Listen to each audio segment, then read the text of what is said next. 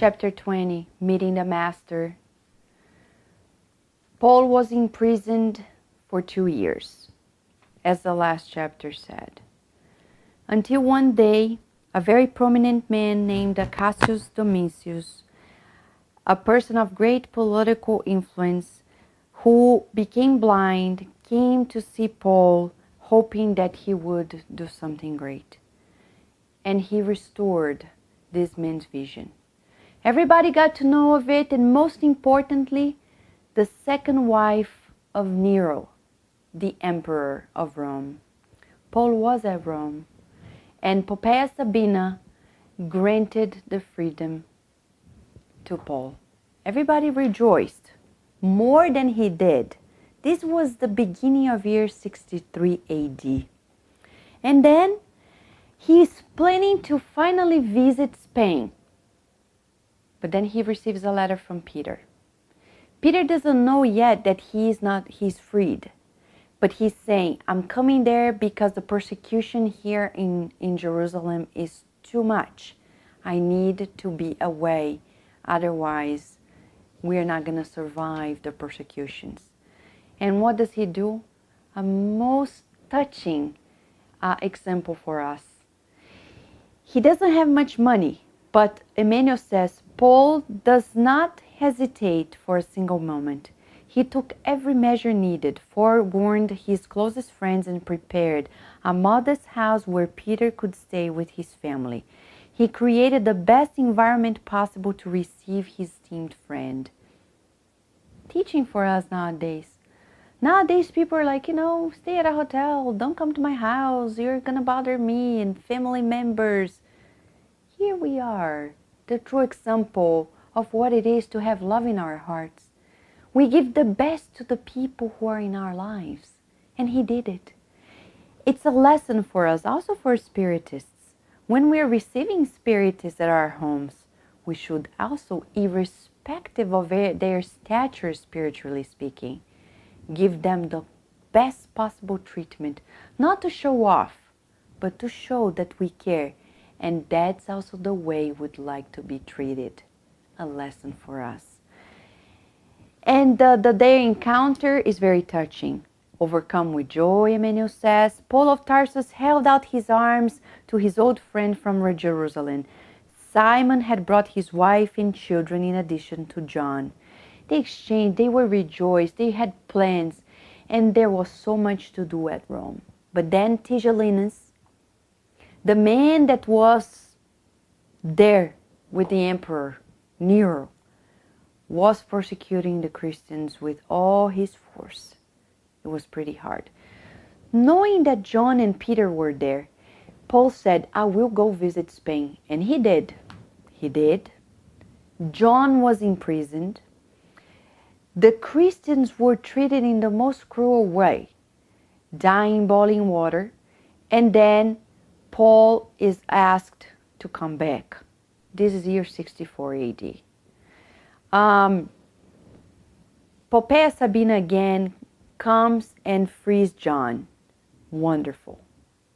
But what we don't know is that there is great fire burning the city of Rome. Who is in the behind the scene? Nero. I know you may know the story, but if you don't, it's a good opportunity to go read this chapter. What is important for us now is that they are going to blame the Christians for the fire imposed onto Rome. And what is the price they're going to pay? With their own lives. They didn't do it. Nero had this plan. He had the plan to blame the Christians. He imprisoned everybody. But then Emmanuel shares with us, no matter what was happening, Paul and the disciples were traveling, doing the best they could, and the teachings that he was sharing was of selflessness, service, peace of conscience, practice of goodness. These are the highlights of our foundation.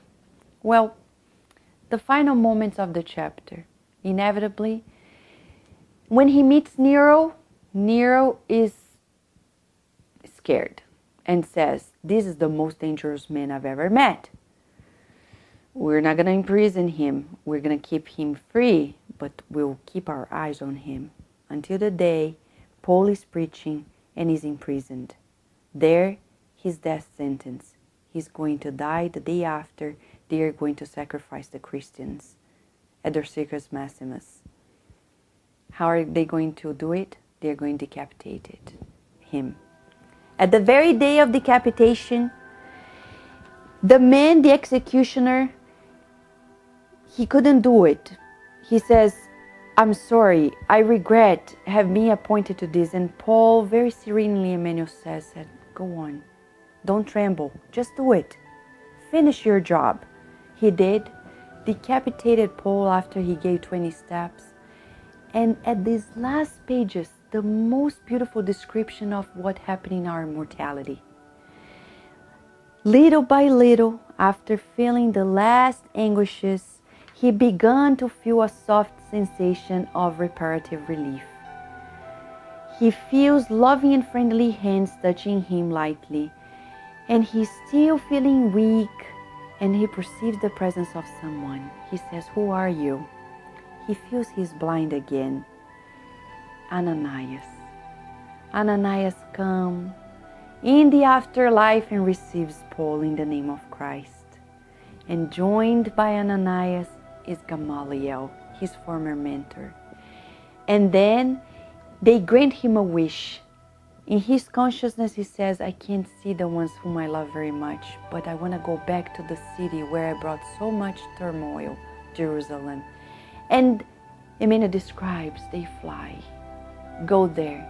And everywhere he goes, he sees the emissions of gratitude, reminiscing every little detail, receiving the blows of gratitude from so many souls. He's finally granted with the presence of the brother and sister of Corinth. He sees this most beautiful picture. A luminous pathway appeared in the vastness of space, and 3 radiant figures approached. The Master. On the right side, there was Stephen and Abigail on the left. Astonished, enraptured, the apostle could only reach out his arms, for his voice deserted him at the peak of his emotion, abundant tears. All he wanted to do, Emmanuel says, was to embrace the loved ones. But Paul wanted to throw himself in the arms of them. But like a child who owed everything to the dedicated master, he saw Jesus' eyes for approval. And Jesus smiled, indulgent, and said, yes, Paul, rejoice. Come now to my arms, for it is the will of my Father that persecutors and martyrs alike be united forever in my kingdom. This is our destiny, to be together with everyone in our lives, reconciling, loving, serving always. Our most gratitude to all these spirits and to Chico Xavier and Emmanuel for this work.